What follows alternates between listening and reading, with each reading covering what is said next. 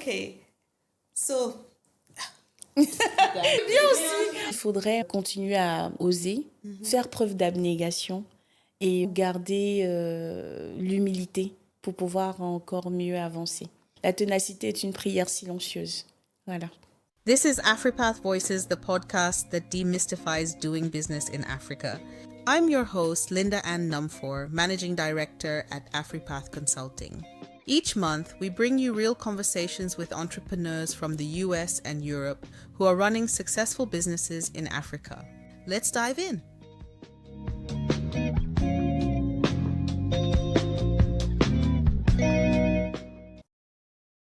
bienvenue à AfriPath Voices. Dans cet épisode, nous explorerons le parcours unique des femmes de la diaspora qui prennent des risques et qui construisent et investissent en Afrique. Dr Joyce Dohou, directrice du CRO-URCCI,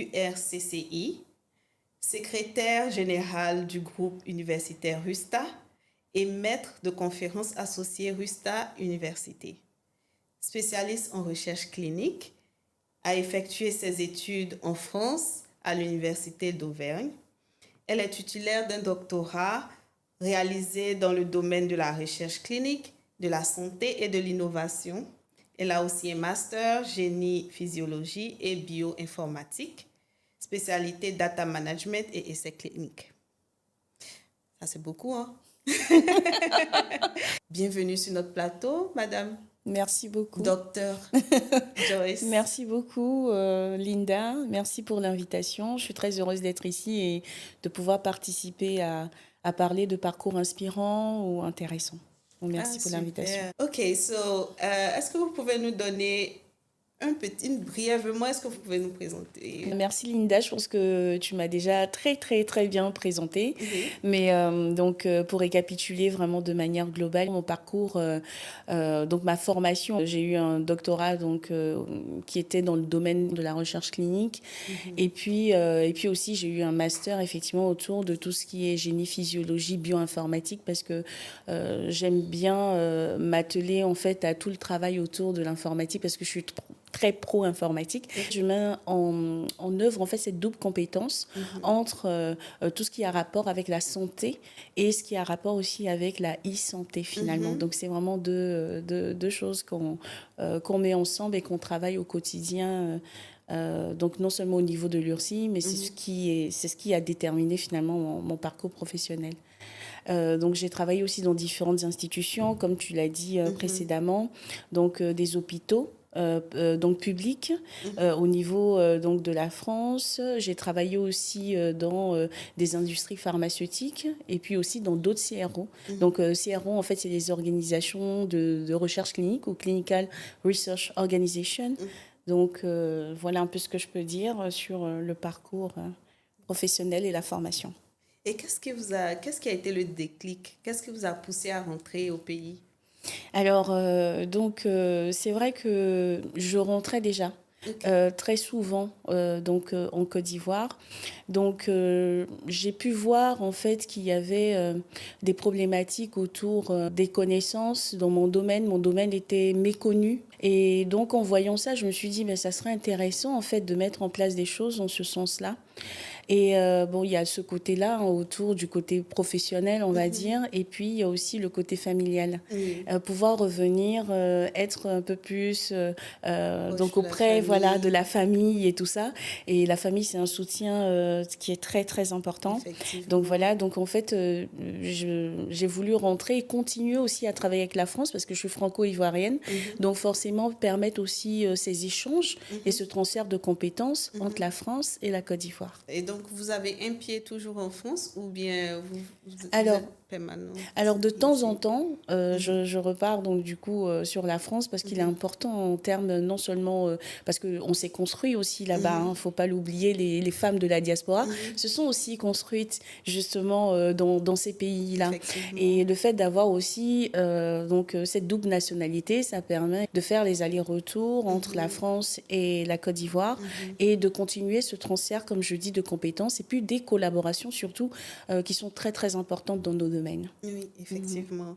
Et quelles ont été vos démarches concrètes au départ? Oui. Quand vous avez commencé, vous avez pris la décision, OK, je rentre.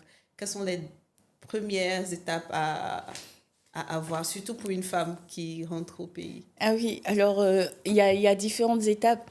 Il faut déjà, déjà en tant que femme, on a, entre guillemets, donc il y a la vie de famille. Effectivement. Puis Tu vas à l'école depuis. Là. Exactement. Moi, j'ai une petite fille donc, qui va avoir 9 ans. Et quand on a pris cette décision-là, justement, il a fallu discuter aussi avec ma fille parce qu'on oublie tout ça. Mais c'est un élément très important. Oui, Lui dire, ça te dérange pas? Exactement. Ça te dérange pas qu'on reparte vivre en Côte d'Ivoire, on va repartir, on va voir papy, on va voir mamie, on va voir la famille et tout. Elle était toute contente parce que ça, c'est important aussi. Donc, à partir du moment où j'ai eu ce côté-là, j'étais vraiment plus, on va dire, c'était plus facile pour moi donc de revenir et de ne pas trop stresser par rapport à la suite. Et quand je suis arrivée, les premières démarches concrètes, en fait, donc côté personnel, ça a été de trouver l'école de la petite, parce que tout ça, c'est important, l'appartement, là où on va être, et tout ça. Et l'emplacement, exactement. Et puis après, derrière, vraiment, chercher à faire une sorte d'étude, en fait, locale, pour voir un peu quels sont les réels besoins dans mon domaine. Donc ça, c'est un travail que j'ai fait vraiment très longtemps, même avant de venir.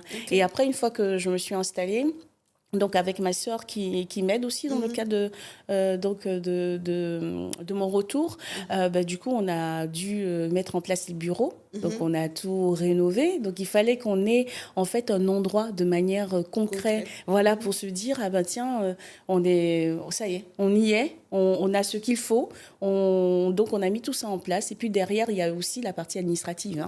Il faut pas l'oublier. C'est pas forcément évident. L'enregistrement, la création des statuts, le capital à mettre en place. Et puis pareil pour les bureaux, il fallait réfléchir à combien d'ordinateurs on aurait besoin. Enfin, vraiment toute la logistique autour. Donc ça a été vraiment ces actes-là qui ont été réalisés.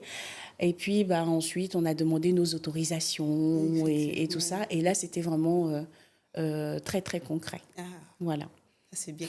Mais en tant que jeune dame qui rentre, est-ce que vous avez eu des frustrations qui étaient propres à vous?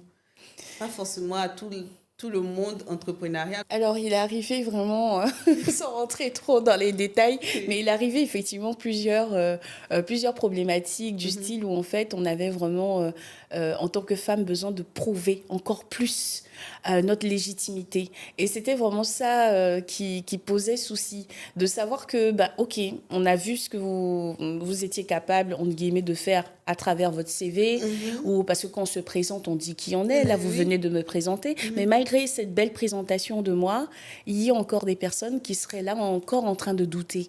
Est-ce qu'elle est vraiment compétente? Juste parce qu'on est une femme, malheureusement.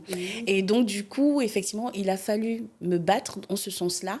Des fois, on arrivait à des réunions où il y avait plusieurs personnes, donc des grands professeurs, des hommes et tout ça, qui se mettaient donc à parler et qui, des fois, même, c'est arrivé qu'on m'ignorait en pleine discussion.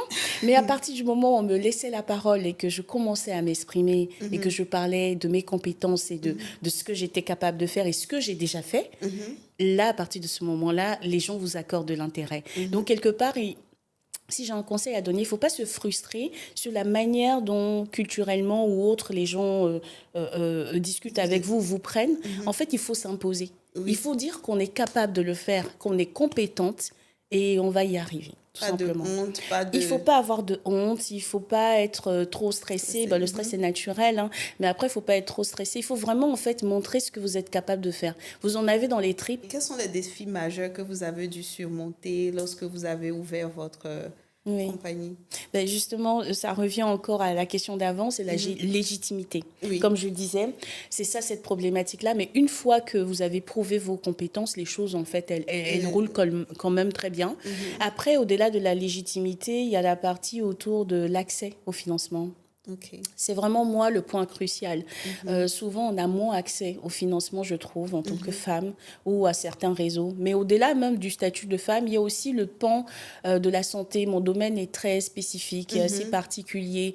C'est quelque chose qui a pris de l'ampleur dans nos pays, en tout cas africains, où la personne lambda s'est rendu compte de ce que c'était les essais cliniques. C'est vraiment pendant la pandémie de la Covid-19 que les gens ont vraiment su réellement quel était ce domaine-là finalement.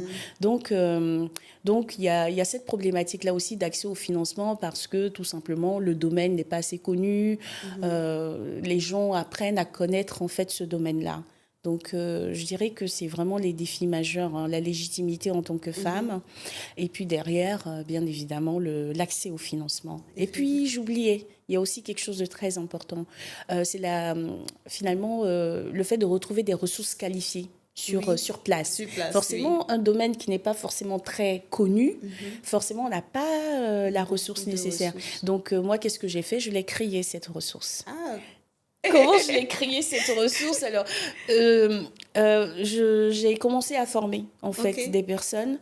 Donc, déjà, avant, je revenais en Côte d'Ivoire de temps en temps pour former, en fait, des étudiants, pour les initier, leur faire comprendre que ce domaine-là, il existe et qu'il est intéressant, il est important. Et puis, par la suite, on a réussi à intégrer, en fait, donc des formations diplômantes et certifiantes dans ce domaine. Et donc, j'ai commencé à former ma ressource. Et aujourd'hui, si vous voulez, dans mon unité de recherche clinique, plus de 80% des personnes qui travaillent avec moi sont des personnes que j'ai formées. Donc, pendant plus de 5 ans. Donc, qui ont ma vision et qui ont vraiment, comme ils aiment bien dire, ma manière de travailler. Donc, du coup, ça fait que on s'en sort mieux. Donc, voilà un peu ce que je peux dire. Et ça rejoint un peu l'une des questions que j'avais pour vous, en fait. Au niveau des femmes dans la science, est-ce que vous avez eu un impact, à votre avis, un impact positif sur... aider au moins les dames qui sont très intéressées par la science, mais qui n'ont pas vraiment accès à des postes dans lesquels elles peuvent fleurir? Alors, on a eu plusieurs actions en ce sens-là. Bon, déjà, de par la formation, si jamais vous discutez avec mes étudiants, ils vous diront que je mets en avant un peu le girl power. Je dis aux jeunes demoiselles, déjà à tout le monde, je dis qu'il n'y a pas le droit de s'arrêter en deuxième année. Je les pousse toujours à avoir un minimum, au moins la licence, déjà. Ça, c'est la première chose. Et c'est ce que je dis d'autant plus aux jeunes demoiselles. Parce que souvent, elles se disent, bon, allez, j'ai fait 2 années d'université, bon, ça suffit. Voilà, exactement. Donc, je dis, si vous pouvez aller jusqu'à la licence, ça serait super. Et encore, si vous pouvez aller au master, tant mieux. Et après, si vous continuez en doctorat, alors bravo. Donc, à chaque fois, je pousse les jeunes demoiselles déjà, de par mes formations, je les motive à aller beaucoup plus loin. Voilà, et à se dire qu'elles peuvent faire beaucoup de choses en tant que femmes. Au-delà de ça, nous, au niveau donc, de l'organisation de recherche, on a mis en place aussi des applications e-santé. Voilà, pour toucher un peu aussi la population. Au-delà des jeunes filles qui sont dans la science, il faut aussi trouver des choses pour aider les femmes tout simplement en Côte d'Ivoire. Et donc on a mis en place une application e-santé qui gère en fait le suivi des grossesses, le suivi des menstrues et qui permet derrière en fait d'avoir un calendrier, et ça aide non seulement au planning familial, mais ça aide aussi à la sensibilisation par rapport aux maladies sexuellement transmissibles, aux IST. On a beaucoup de jeunes filles qui sont déscolarisées parce qu'elles tombent enceintes et parce qu'elles ne savent pas gérer tout ceci. Donc, on a essayé de créer ça et puis aussi de mettre des indications pour qu'elles puissent accéder à des médecins, des psychologues, des gynécologues, parce que les spécialistes, c'est très difficile. Voilà, et c'est cher. Et puis, surtout, les jeunes demoiselles aussi qui sont dans les zones reculées. C'est très, très compliqué pour elles d'avoir accès à des spécialistes. Et donc, cette application va vraiment aider en ce sens-là. Super. Et quelle est votre vision à long terme en ce moment? Alors, ma vision à long terme, déjà, j'aimerais bien que... là, on a commencé à beaucoup sensibiliser sur la recherche, parce que la recherche, vraiment, il faut que les gens comprennent que c'est un levier de croissance et que ça va nous aider en termes de souveraineté, en fait, sanitaire. Et puis, au-delà de ça, en fait, moi, j'aimerais bien que, voilà, mon unité de recherche clinique soit, donc, à long terme, en fait, vraiment le leader incontournable dans le domaine de la recherche, qu'on soit compétitif auprès de l'international, parce que pour le moment, franchement, en Afrique, on est que à 2% des essais cliniques mondiaux. Donc, il y a On est vraiment, derrière, il y a vraiment une problématique là-dessus. Et donc, vraiment, on doit rattraper. Exactement, il faut qu'on rattrape ce retard-là. Et comme je disais, je suis vraiment le parfait mélange entre tout ce qui a rapport avec la santé et puis tout ce qui a rapport avec les technologies émergentes. Donc, vraiment, on aimerait aussi se constituer comme un vrai acteur à ce niveau-là. Continuer à former les jeunes filles, et tout le monde d'ailleurs. Mais comme Girl on parle des power. femmes, c'est important. Donc, vraiment, à long terme, je voudrais... Déjà, on a créé une petite communauté. Donc, je suis très fière de cette communauté d'étudiants parce que moi, je pousse les jeunes à aller plus loin. Et donc, je suis très fière de cette petite communauté-là qu'on a créée autour de la recherche clinique. Donc, mes étudiants autour de la recherche clinique. Donc, à long terme, j'espère que cette communauté, elle va s'agrandir et qu'on va dépasser les frontières. Super. Et qu'on puisse être une communauté africaine, vraiment de jeunes autour de la recherche. Voilà. Et quel serait le rôle de la diaspora dans votre vision? Alors, le rôle de la diaspora, elle y est déjà depuis le début. Parce que, en fait, ce que je fais, c'est que je mets en contact vraiment mes jeunes que je forme avec des experts, en fait, internationaux. Donc, ce qui fait qu'il y a un transfert de compétences. Et moi, c'est ça qui est vraiment important. Il faut que nos jeunes ici aient non seulement des figures inspirantes nationales, mais aussi des figures inspirantes internationales. Et je pense que cette version hybride-là, c'est ce qui mène au succès. Effectivement. Et pour vous, que signifie laisser un héritage? Alors, c'est une question lourde de sens. Alors, laisser un héritage, pour moi, c'est avoir de l'impact. Et laisser une trace derrière soi. Oui. C'est ce que ça signifie pour moi. Et pour moi, comme je parlais de communauté autour de la recherche, pour moi, laisser un héritage serait que, du coup, ils me le disent souvent d'ailleurs, mes étudiants qui travaillent avec moi, qui ne sont plus étudiants, mais non, qui sont mes employés, ils me le disent souvent. Vous verrez, madame, peut-être dans 10 ans, vous allez me croiser quelque part, j'aurai telle entreprise. Voilà. En fait, pour moi, c'est ça l'impact. Transmettre des valeurs, transmettre une vision à des personnes qui vont à leur tour aussi créer en fait des petites arborescences comme ça et qu'on forme vraiment un réseau avec une même vision, une même façon de faire et pour moi ça sera avoir apporter ma pierre à l'édifice et laisser des traces et avoir un héritage. Exactement. C'est comme ça que je le vois. Effectivement. Donc vous avez quitté la France, vous êtes venu vous installer. Et je sais que vous avez des amis qui sont encore en France, en Europe, aux États-Unis, etc., en Asie. Quel serait votre mot pour eux, ceux qui veulent rentrer, mais qui ont dans le cœur la peur de rentrer ou ne comprennent pas encore s'il y a une place pour eux ici? Quel serait votre mot? Alors, je dirais déjà qu'il y a de la place pour tout le monde, surtout quand on a des belles idées, des bonnes idées. Ce que je dirais, c'est qu'il ne faut pas venir en Afrique revenir en Afrique comme un conquérant. Il faut revenir en se disant, j'y ai toute ma place, je viens avec toute mon humilité, parce que ce qui fonctionne en Europe ne fonctionne pas forcément en Afrique. Mais par contre, on peut s'inspirer des belles choses qui ont été faites et qui fonctionnent pour essayer de les adapter à nos pays. Il faut pas, c'est pour ça que je dis l'humilité, elle est très importante. Parce qu'effectivement, on a cette formation-là en Europe et quand on vient ici, on apprend aussi sur le tas. Il y a énormément moi j'ai appris énormément de choses en rentrant en Côte d'Ivoire. Et en fait, comme je dis, c'est vraiment cette version hybride-là qui pourrait mener justement au succès. Donc, il faut avoir un bon projet. Il ne faut pas se lever comme ça et se dire du jour au lendemain, allez, je rentre. Non. Donc, il faut venir avec l'humilité, il faut venir avec un bon projet. Il faut oser, être patient et surtout résilient. C'est ça. Quelle était votre difficulté au niveau... Parce que votre projet, il est super, là. Et merci. Vous étiez en train de parler du fait que vous avez eu des problèmes au niveau du financement. Oui. Quelles étaient les étapes, en fait, pour vous, pour trouver le bon canevas pour avoir des financements? Alors, en fait, la problématique était effectivement autour du financement parce que les gens ne connaissaient pas le domaine.